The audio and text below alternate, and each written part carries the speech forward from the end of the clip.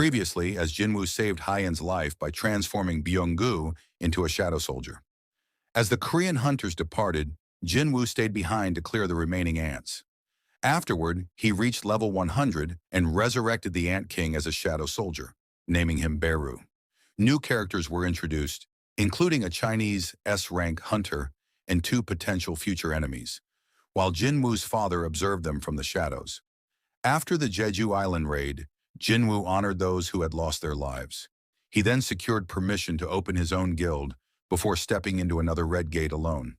Inside the Red Gate, Jinwoo's shadow soldiers fought against the gate's monsters. He managed to find the boss, and the creature asked him if he was the one who had been killing his people. It tells Jinwoo that it is impressed he managed to reach this far with such a small body, but this is where it all ends. He orders his people to come out, as he had already stationed them to ambush Jinwoo in this place. But nothing happens. The creature wonders what is going on and why his minions are not responding to the signal. We see Jinwoo standing there. He tells the creature, "Call me small now." That's funny. He gives the signal, and the place starts to fill up with shadow soldiers as they come out of the forest with the heads of defeated minions. As the soldiers emerge, Jinwoo taunts the creature, saying, "Seems like no one is left." The creature wonders what is going on, and all of a sudden, he gets hit in the face by something. As he checks, it is another one of the dead minions. He looks towards Jinwoo, who is standing alongside his army. Seeing this, the creature starts to panic and orders his henchmen to destroy them. Jinwoo also orders his soldiers to take care of all the enemies, and both sides start to charge toward each other. The fight starts. The shadow soldiers were far superior compared to the advancing enemy, and they started to take out all of them without any issue. Meanwhile, Jinwoo was making his way toward the boss as Tank cleared the path for him. Seeing this, the boss gets furious and charges toward Jinwoo. But before he could do anything, Beru, along with Igris, starts to cut it down. Beru cuts off one of its arms, while Igris chops off its leg, and the creature falls to the ground.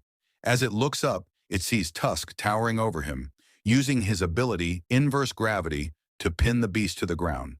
With the boss pressed against the ground, Jinwoo slowly advances toward it. As he gets to the creature's face, he tells the thing, "Now you will answer my questions. It will be less painful for you if you do."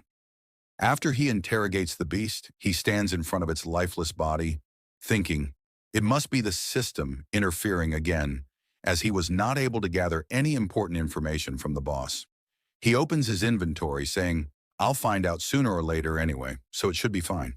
He brings out a key from his inventory that he received from the cursed random box, thinking, I reached level 100 at the Jeju Island raid and met the minimum requirements to unlock the dungeon. He looked at the key and was able to see its description. It was the key to the Cardion Temple, and a timer was displayed, showing how much time remained before he could enter the dungeon. Once the time ran out, the key would expire. While reading the description, he starts to get flashbacks of the dungeon from the last time he was there, thinking the system was calling him back to the place where it all started. But things were different this time, as he had grown much stronger compared to the last time he was there.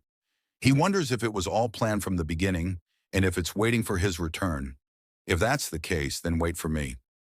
We see an entity sitting inside the dungeon as it smirks, hearing Jinwoo say, "I'll be coming soon." The scene shifts to a dungeon where a man is panicking as a dark figure stands before him. The man asks the creature about its identity, and the figure replies, "He's not the one either. They're hiding cleverly, aren't they?" The brilliant fragments of light. Silid, the king of snowfolk and the monarch of frost, notices something behind him. As he turns, he sees Yogyamunt, the king of demonic specters and the monarch of transfiguration. Yogyamunt tells Silid that he has come to inform him about the East Island. Silid asks if he is talking about the small island, noting that it is the place of the Shadow Monarch. He then asks if Yogyamunt has decided to take care of that place. Yogyamunt tells him that the rulers have decided to release their legions south of that location, adding, "I'll take that place." Silid asks, "How are you planning to deal with the Shadow Monarch, who is also there?" Yogyamunt replies, "It'll be all right if the planner fulfills the contract." With a smirk, he adds, "The greatest fragment of brilliant light has been confirmed in that place as well." Hearing this, Silid becomes excited. He asks, "You intentionally came here just to tell me that?" Yugyaman then asks what Silid plans to do with that information. Silid replies, "If you are willing to follow me, then why not?" During their conversation, Silid suddenly notices something. He tells Yogyaman, "It looks like we were being lured here." Another person walks up to them. Silid comments, "The person earlier can't possibly wield the power of the brilliant fragments of light, so I was wondering why a trace of that power was here. This person plans to get in our way." With rage in his eyes, the man asks them about the small island to the east, questioning if they are referring to Korea. Silid asks, "What are you going to do about it?" From behind, Yogyaman tells them, "We do not have time to deal with him." As they begin to leave, Silid taunts the man, "Try and stop us if you can." The man charges toward them, declaring, "I won't let you escape." As he strikes, Silid effortlessly blocks the attack with his ice shield. With a grin on his face, he prepares to counterattack. As he unleashes his power, a massive explosion engulfs the area. The scene shifts to Jinwoo as he walks to his car. Just as he's about to open the door, a man approaches him and asks, "Excuse me, are you Sung Jinwoo?" He introduces himself as Adam White, a senior official from the Federal Bureau of Hunters. Adam hands Jinwoo his business card and says, "It's a pleasure to meet you, Mr. Sung. Feel free to call me Adam." He apologizes for the sudden appearance, explaining that he's been difficult to track down, and he adds that he even stopped by their office. Jinwoo, now thinking Adam might be the person Jinho mentioned who was looking for him, asks, "What business do you have with me?" Adam responds that he wants to share some information with Jinwoo. Intrigued, Jinwoo asks, "What kind of information?" Adam replies, "Perhaps no country or institution in the world could provide the information I'm about to share, except us." When Jinwoo asks why they're willing to share this information with him, Adam explains, "Because we benefit from sharing knowledge with special individuals like you."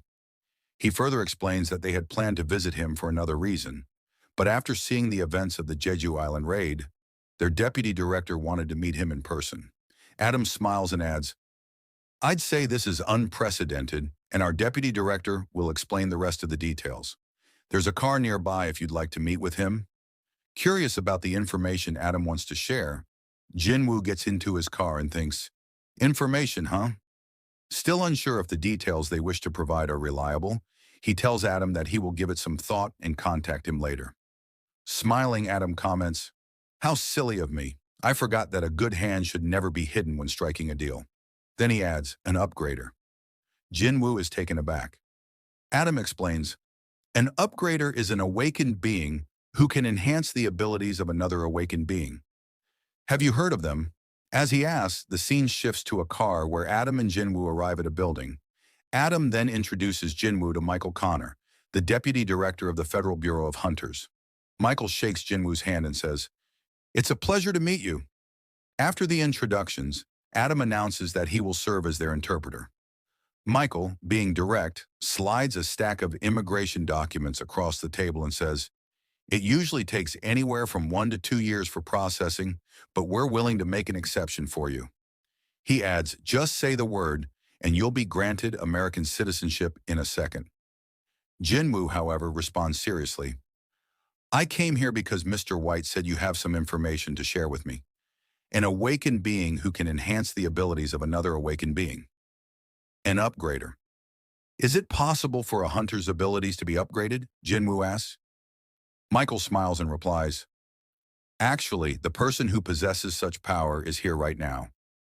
Looking to the back, he instructs his staff, "Please tell Ms. Sellner to come in." As Ms. Sellner approaches, Mr. Connor introduces Norma Sellner to Jinwoo, informing him that she is the only person in the world capable of enhancing the abilities of awakened beings. Observing her, Jinwoo thinks that she seems like a completely different type of awakened being. Michael then speaks up, telling Miss Sellner to explain to Jinwoo the extent of her powers. Miss Sellner begins by addressing Jinwoo, acknowledging that he might be skeptical about what she's about to say. She adds that everyone had the same doubtful look when they first heard it. However, she tells him that once he experiences her power, he will beg for more. This prompts Mr. Connor to call out to her as she approaches Jinwoo.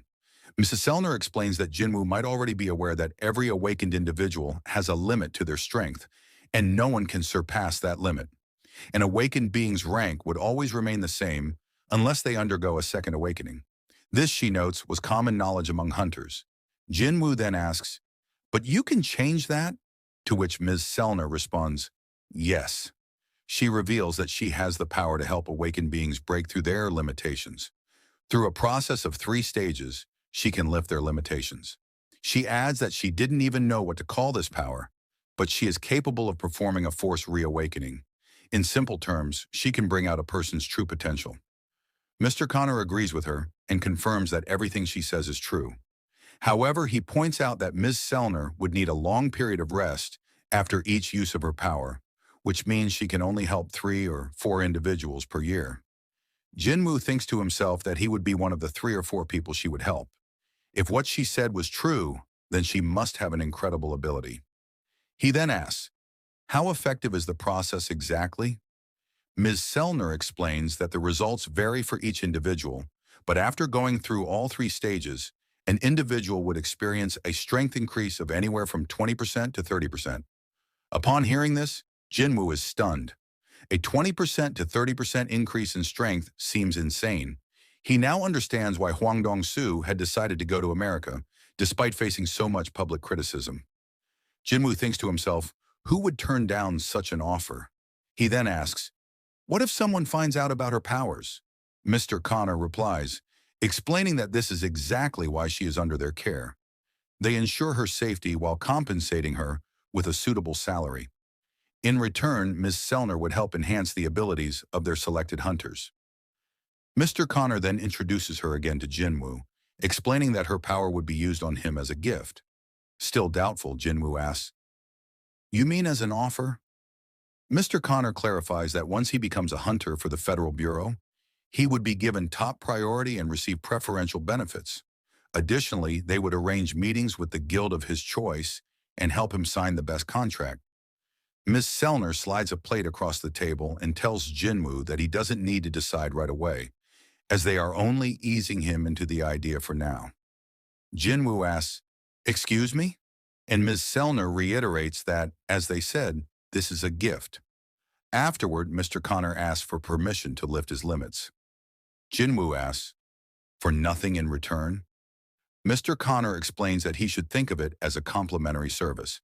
Jinwoo, recalling Ms. Selner's words that he would beg for more once he experienced it, realizes she is confident in her results. Ms. Selner then asks Jinwoo to hold out his hand and look into her eyes closely, telling him that this is the first step. Michael, watching the scene, thinks to himself that Jinwoo has already taken the bait and is keeping his cool. However, once the first stage is complete, Michael believes Jinwoo will likely try to reach out to them, and if he is an impatient type, he might sign the papers right away. Meanwhile, Jinwoo's hand begins to glow as Miss Selner holds it. Mr. Connor reflects on Jinwoo's past achievements, how he succeeded in the Jeju Island raid with powers that had never been seen before, and wonders what else Jinwoo could accomplish. As a green aura surrounds Jinwoo and the light in his eyes intensifies, the process continues. Miss Selner's eyes begin to glow, and she is enveloped by a powerful aura. Suddenly, it becomes clear that she has shifted to a place filled with darkness. A face appears behind her, where only darkness remains. Gradually, a figure emerges from the shadows and slowly approaches her. The figure comes closer until it is right in front of her, staring with a terrifying light in its eyes. At this, Miss Selner screams and the process is abruptly halted, shocking everyone in the room. Suddenly, some of their agents draw their guns and point them at Jinwoo, demanding to know what he has done to Miss Selner. Mr. Connor angrily shouts at them, asking if they have lost their minds and if they don't recognize who Jinwoo is. He calls them morons and tells them to go check on Miss Selner if they are concerned. Bowing his head, Mr. Connor apologizes to Jinwoo for the agent's behavior, saying they had stepped out of line. Still shocked, Jinwoo replies, "It's all right." Angrily, Mr. Connor approaches one of the agents and tells him that if they had done something like this to Thomas Andre or Lu Jigang, they would all be dead by now. He coldly orders, "Got it." The agent, terrified, quickly agrees. Mr. Connor then asks Ms. Selner what happened, noticing that she is still trembling. He remarks that she is drenched in sweat and asks if she is feeling unwell. After that, Mr. Connor explains to Jinwoo that Ms. Selner is feeling unwell and asks if it would be okay to reschedule the procedure for another time. Jinwoo agrees. Mr. Connor then instructs Adam to escort Jinwoo out of the room. Once Jinwoo has left, Mr. Connor turns to Ms. Selner and asks what happened. Her face is still filled with fear, and her hands tremble as she stutters, "He's a king, and a powerful one at that." Mr. Connor is stunned by her words and asks if she means Jinwoo is as strong as a national-level hunter. Ms. Selner shakes her head, unable to explain further, and reveals that she hasn't experienced anything like this before. "He is a king," she repeats, "but not an ordinary one." She explains, adding, "While I was looking at him, he was also looking back at me, an infinite darkness within him." Ms. Selner says that there is no limit to his power. Fast forward, we see Jin-ho sitting in the office as he takes care of some business. He says, "These haters, sending complaints after getting sued and crying like kids, that won't work." After some time, he finishes his work and thinks he has managed to single out all the groups slandering Jinwoo. As he rests, he sees Jinwoo standing behind him, who tells him, "You sure are working hard." Jinho thinks. He comes and goes without even making a sound. Jinwoo asks if there was any trouble. Jinho tells him everything is going smoothly and asks why Jinwoo is dressed like that. Jinwoo hands him a bag full of magical cores, saying, "You said we needed money for the guild." Looking at that, Jinho tells him they don't need to worry about salaries for the employees. Jinwoo asks what he means, and Jinho reminds him they need another member for the guild. To hire someone, they need to pay them salaries. Jinwoo tells him, "Even if we need a member to just fill in the empty space in the guild, we want someone who is sincere, who can stay and work with us." Jinho, with a serious look, tells Jinwoo there is one more urgent thing they need to take care of first. They need a name for their guild. Hearing that, Jinwoo tells him, "I thought it was something really serious." Jinho tells him, "This is a very serious matter." He starts suggesting names like Sungyu Guild after Jinwoo's last name, even though Yusung sounds more natural. Or maybe they could be the Wuho Guild, after the last characters in their names, or Jin Jin Guild, using their middle characters. Hearing all the suggestions, Jinwoo decides to name the guild Solo Play Guild, explaining, "After all, it's a solo player guild." Hearing that, Jinho thinks, was that supposed to be funny? As they talk, they hear a knock at the door. Jinho goes to check who it is. The person asks if this is Hunter Jinwoo's guild office. Jinho tells the person, yes, it is, and as he looks at them, he is shocked to see it is Hunter Cha. Jinho asks her what she is doing there, and Cha replies, saying she wishes to join his guild. After they sit down, Jinwoo asks her to clarify why she's there. Hunter Cha tells him, "Like I said, I want to join your guild." Hearing that, Jinwoo thinks, "I'm so confused about what's going on." He asks her if the chairman asked her to join his guild, or if maybe Hunter Choi kicked her out of the guild. She tells him that's not the reason. Jinwoo, with a serious look on his face, asks her, "So why would you want to join my solo play guild?" She is surprised to hear the name and asks him if he really named his guild that. Jinwoo tells her, "Yes. What's the problem with the name? The vice master and I agreed to it." Jinho tells him he never agreed to anything, asking, "What about the names that I suggested?" He looks at Cha, analyzing her pulse, breath, and expression. She's pretending to be calm, but she can't fool me. "Just why are you trying to join my guild?" he asks her. "It's been 2 years since you were awakened. I assume that you're still in contract with the Hunter Guild." She tells him, "I have enough money to pay the penalty." Hearing that, Jinwoo thinks, she is even willing to pay the penalty. He tells her, "Our guild currently doesn't have enough resources to compensate for a hunter like you." She tells him, "That's no problem, as I don't need a down payment either." He asks her, "Why would you want to join our guild then, as there is nothing for you to gain here?" She starts thinking, how should I explain this? Even if I do, it'll definitely sound crazy because at first I was just drawn by the fact that his mana didn't smell like the other hunters. But during the Jeju Island raid, I thought I was going to die. The story shifts to the past when Cha regained consciousness after the Jeju Island raid. She asks the chairman where she is, and he explains that she is inside a helicopter, and they had just landed at the Hunters Association. He says, "Soon they'll send you and the Hunters to the hospital." She asks about Jinwoo, and if he was the one who saved them from that monster. The chairman tells her, yes, it was him. Hearing that, Cha thinks, it wasn't a dream, and wonders, I almost died this time. And a similar situation might happen in the future, where I can't possibly avoid death. We see Cha in the present as she is thinking about how she should explain everything to him. She starts to blush, thinking, I wish to stand by your side till the very end. Seeing her like this, Jinwoo wonders, what's up with her? Is it something she can't tell me? As she tries to calm down, Jinwoo thinks, why can't you answer me? Looking at her blushing face, he can tell that she is hiding something. He asks her, so you won't answer me? Cha replies, I want to live comfortably. Is something wrong with that? Hearing her answer, Jinwoo thinks, Hunter Cha is only 22 years old, and the burden of being an S rank must be hard for her. The hunters also suffered greatly during the Jeju Island raid, so I can understand why she wants to join us. Jinwoo tells her, there's an entrance test for our guild. She tells him, that wasn't in the recruiting notice. Jinwoo tells her, maybe the guild vice master made a mistake since it's a new rule. He asks Jinho to go and fetch them some drinks and snacks. After he leaves, Hunter Cha asks him, what kind of test is it? Jinwoo tells her, you have to win against one of my summons. Cha asks him, am I that much of a weakling in your eyes? What kind of summon is it? Jinwoo, hearing that, tells her, for you, Hunter Cha, I'll use my strongest summon. They start to get up, and Cha asks him, when's the test? Jinwoo tells her, let's do it now, and suggests, how about we do it in the gymnasium of the association? He thinks, this is a good chance for me to test if I can use the shadow exchange with two people. He tells her, you don't have to leave. We can use a shortcut. He gets close to her saying, we just have to stick together for a bit. When they are ready, Jinwoo uses shadow exchange, and they both get covered by darkness. Meanwhile, Jinho is entering the room with something to eat, and after entering, he sees a high orc standing in front of him instead of Jinwoo and Cha. They both stare at each other awkwardly as the orc takes the food from his hand and eats it in one bite.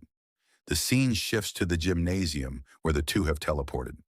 Cha is surprised and asks Jinwoo, how did you do that? Meanwhile, Jinwoo thinks, I was right. The shadow exchange works as a gateway since I was able to move with a person in it. He tells Cha, let's get started. She tells him she left her weapon behind, and Jinwoo asks, are you talking about that pickaxe? Cha tries to explain, that's not my weapon. Jinwoo, smiling, tells her, I was just kidding.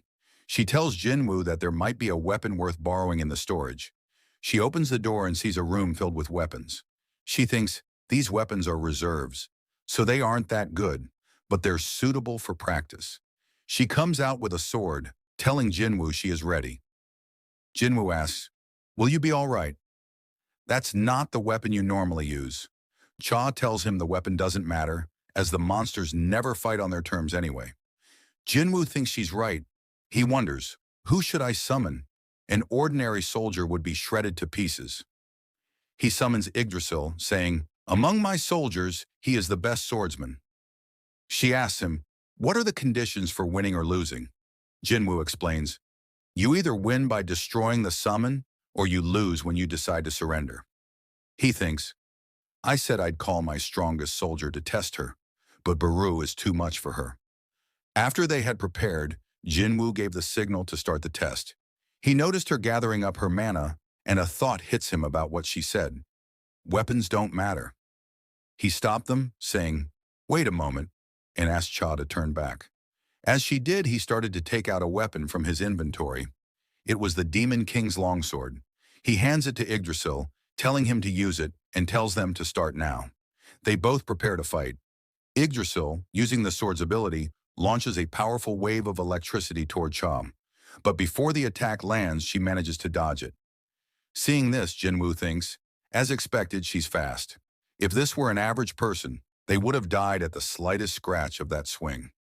As the fight continues, they start to exchange blows, creating a lot of noise that attracts the attention of Chairman Gogenhee, who was sitting in his office. He thought there wasn't supposed to be anyone in the gym today. He called someone, asking them to connect the CCTV footage inside the gym to his room. As he looks at the footage, he notices it is Jinwoo and Hunter Cha. He wonders when these two entered the building. He remembers Cha's expression from the time when he told her Jinwoo was the one who saved her, and with a smile thinks, I really was blind. He tells the person on the call to turn off all the CCTV cameras in the gym and write down that there was an inspection today. After that, the chairman sits calmly in his office when suddenly the ground starts to shake. After everything quiets down, he says, as expected, they're enjoying their youth. Meanwhile, Jinwoo is surprised to see something. Yggdrasil was defeated by Hunter Cha. She asks him, was the Black Knight the strongest one you have? You said you'd summon your strongest, didn't you? Please summon him now.